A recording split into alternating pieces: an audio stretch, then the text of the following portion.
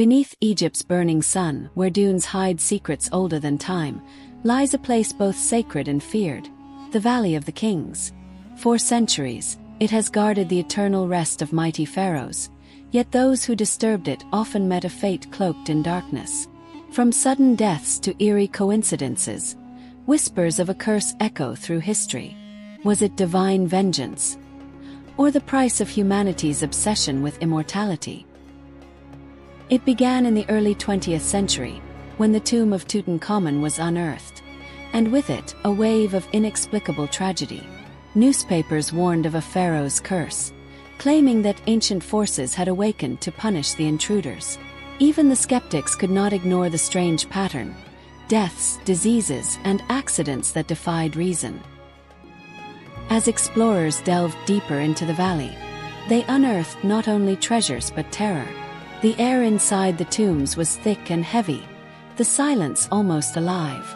Some heard faint whispers, others swore unseen eyes watched from the shadows. Scientists searched for logic, yet believers were certain: the spirits of Egypt's dead were restless. But beneath every myth lies a question: what drives humanity to open tombs meant never to be touched? Is it curiosity, or a hunger for immortality itself?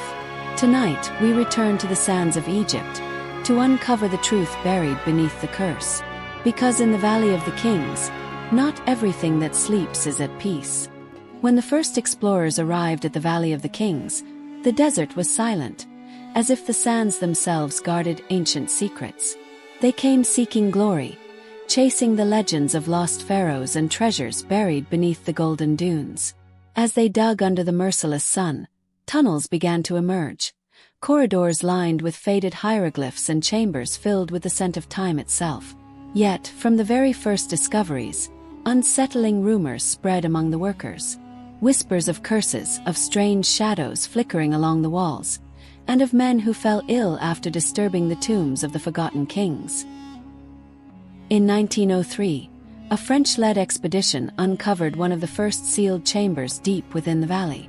The air inside was thick and dry, untouched for centuries.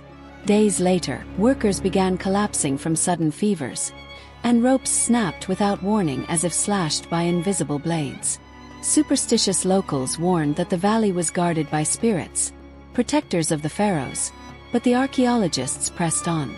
That night, the desert wind howled through the canyons, and the campfire burned with an eerie blue flame. Those who were there said it felt like the valley had awakened and was watching them.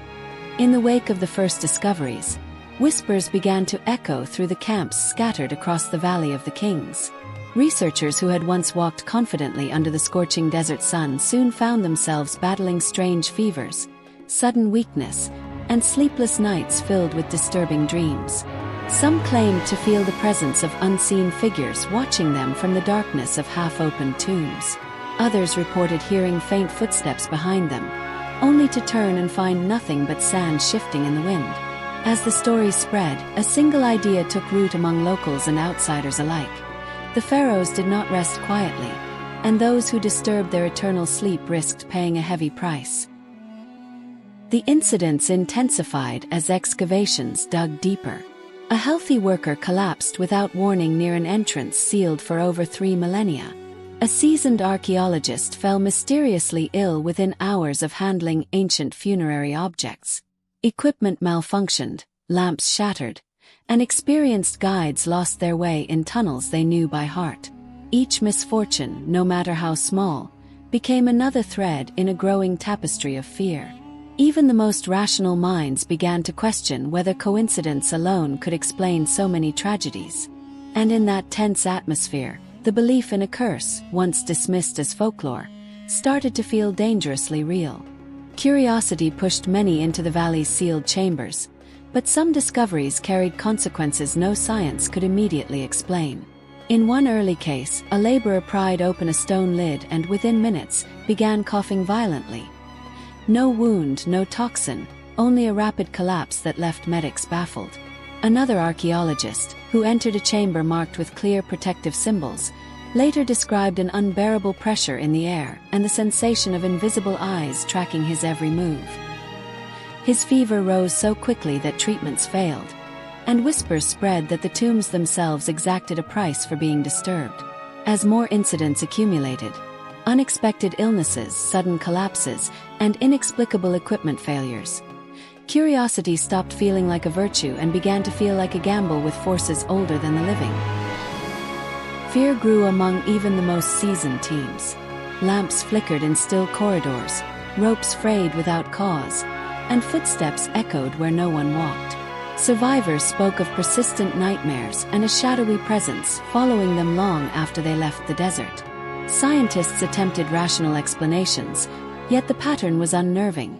Tragedies clustered around breaches of chambers clearly marked as sacred. For many, the valley's warning became clear: push too far into the dead's domain, and the cost of knowledge might be far heavier than any treasure you could carry out. Modern science has long attempted to strip away the veil of mystery surrounding the so-called curse, searching for rational explanations hidden in the tombs themselves.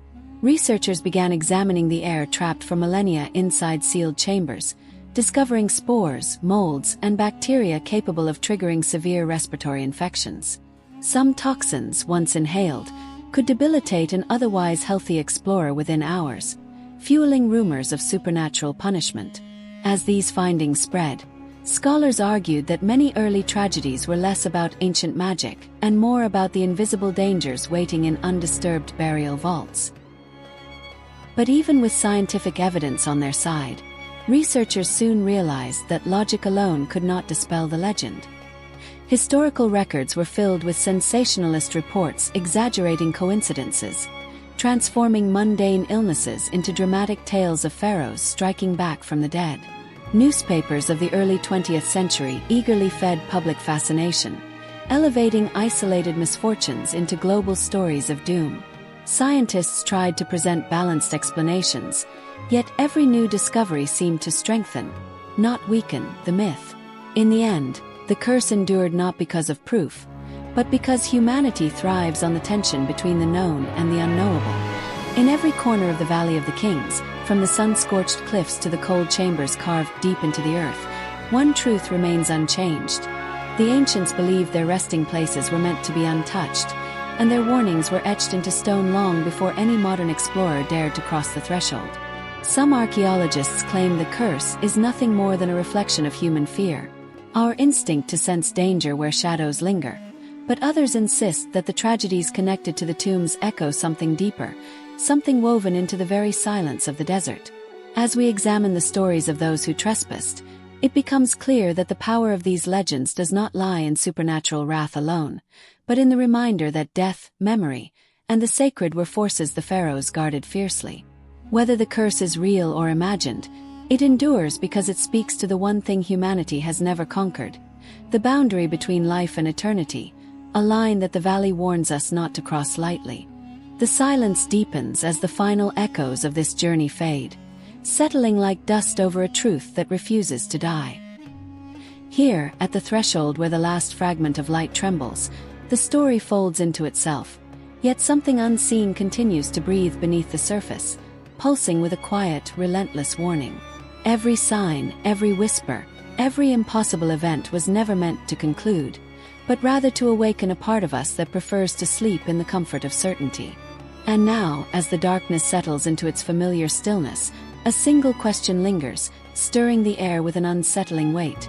If this was merely the end of the telling, what remains lurking, watching, waiting for the next set of eyes to wander too far? Because some stories do not finish. They pause, patient as shadows, ready to return when least expected.